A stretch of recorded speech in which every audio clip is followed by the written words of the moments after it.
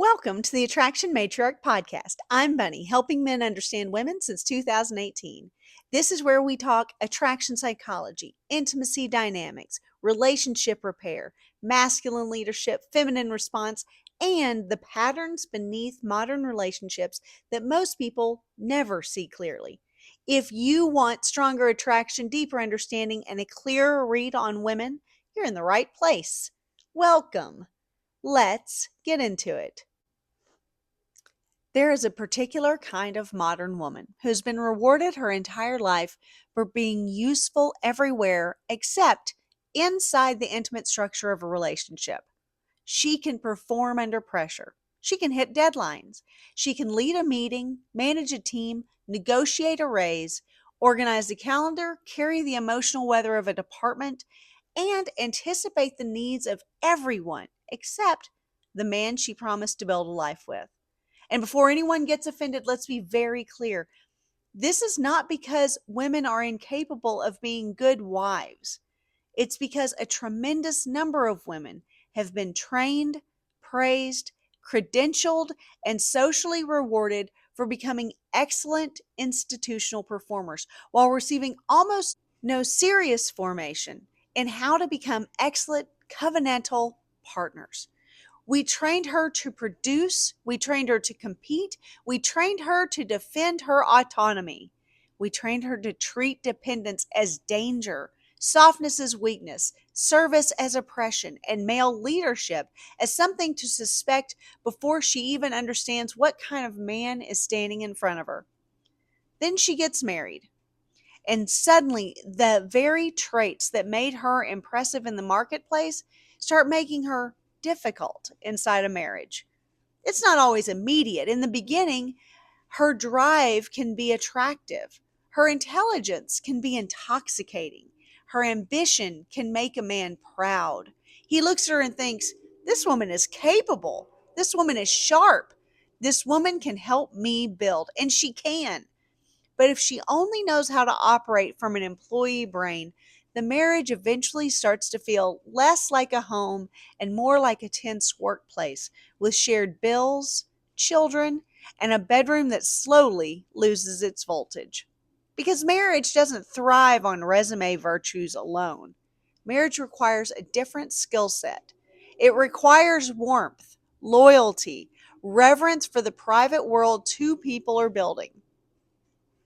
It requires the ability to respect a man without making him prove every single day that his leadership will not somehow erase her. It requires a woman who can be competent without becoming combative, a woman who can be strong without being hard, who can speak clearly without castrating the man she expects to desire her, a woman who understands that the home is not another arena where she must win. A lot of women were never taught this. They were taught achievement, not devotion. They were taught independence, not interdependence. They were taught negotiation, not surrender. They were taught self-protection, not discernment. They were taught how to leave, but not how to stay and build with a good man through the seasons where life is not glamorous, erotic, convenient, or even fair. This is one of the great quiet tragedies in modern marriage.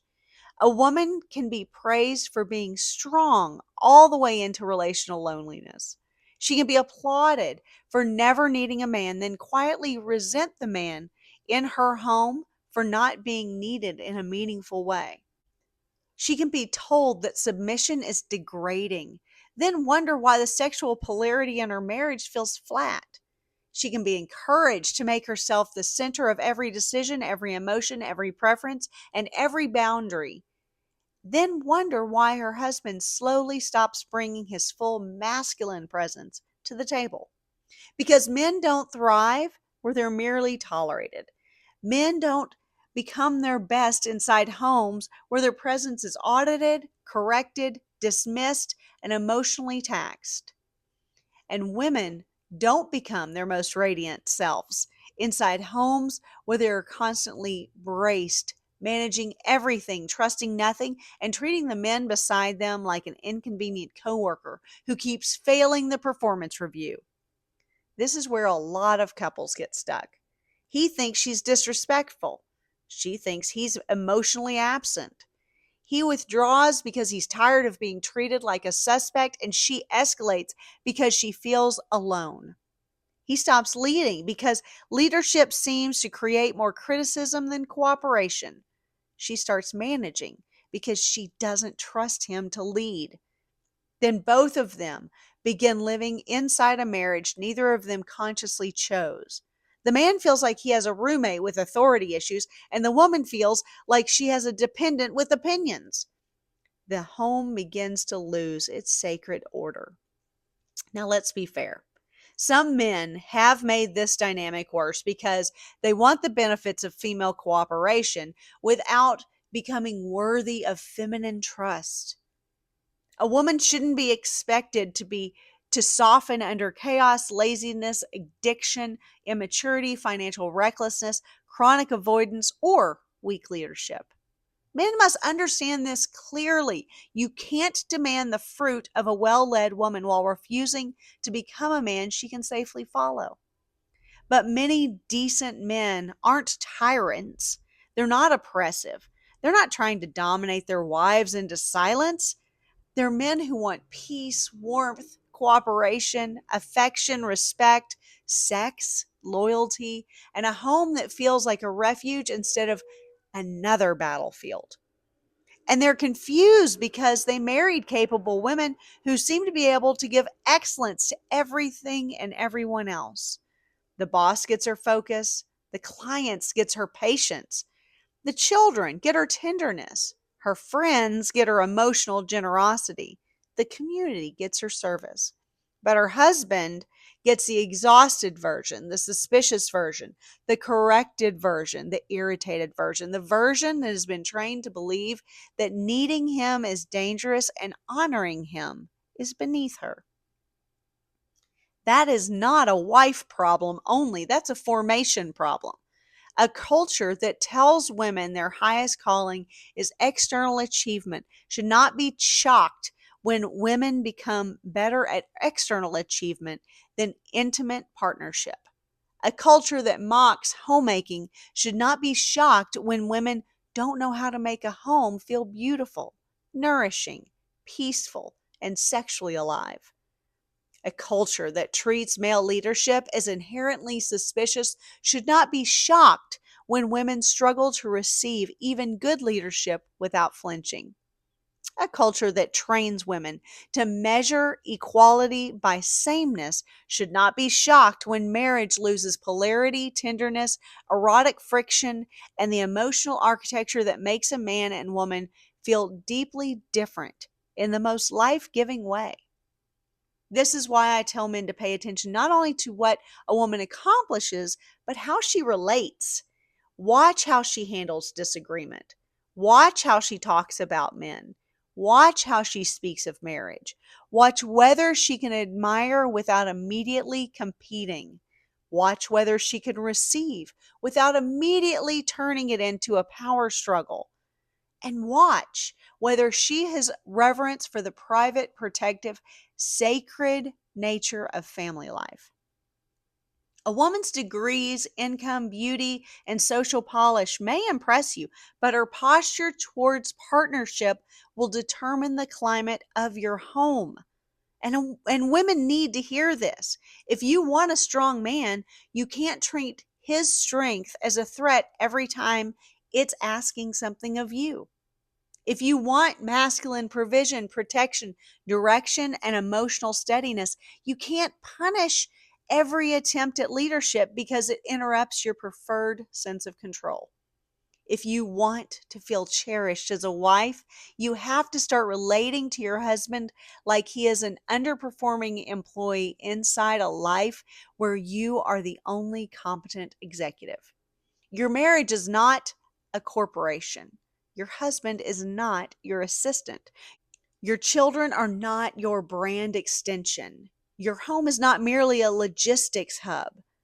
It is the emotional kingdom you are building together, and kingdoms require order. They require roles, honor, and vision. They require both the masculine and the feminine to stop resenting each other long enough to become useful to the mission.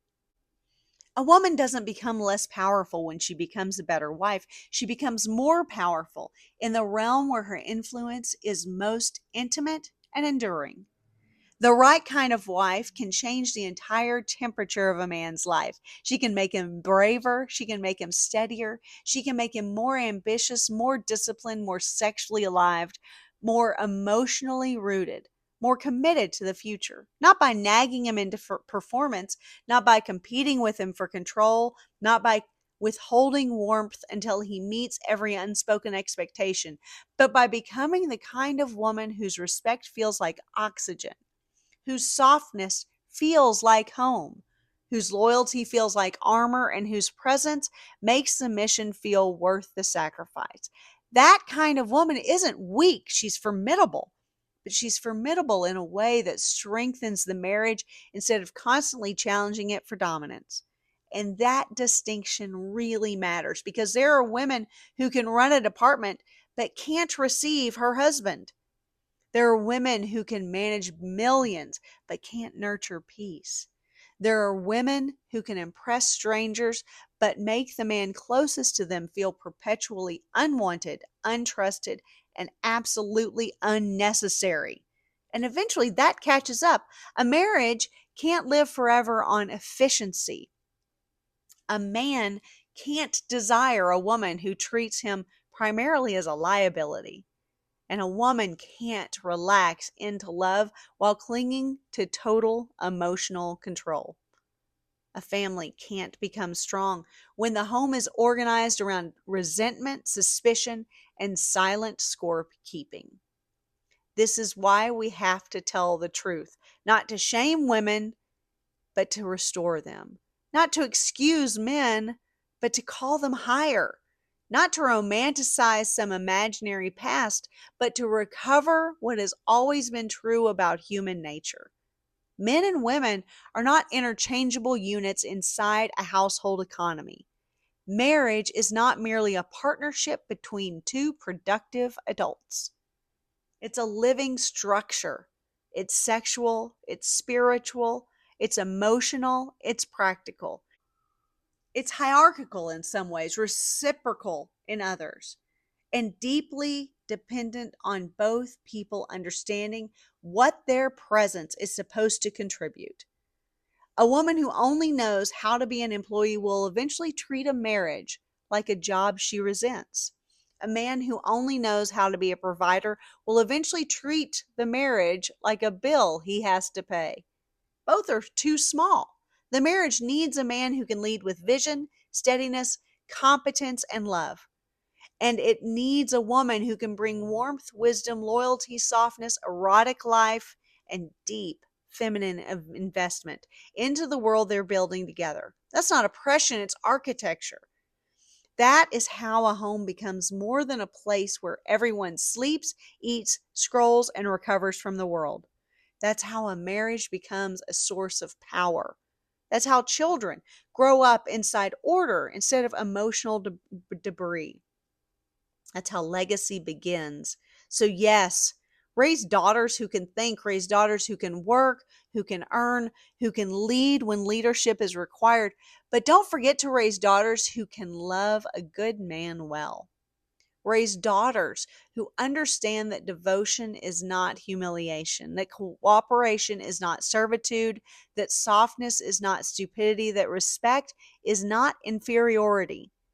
That family is not a consolation prize for women who failed to become impressive elsewhere. And raise sons who are worthy of that kind of woman. Because when a capable woman learns how to become a devoted wife and a capable man learns how to become a trustworthy leader, marriage stops feeling like a compromise between two competing egos. It becomes a force, a home, a mission, a legacy. And that is the part of our culture we forgot to teach. I am the Attraction Matriarch. In all things, I want you to win.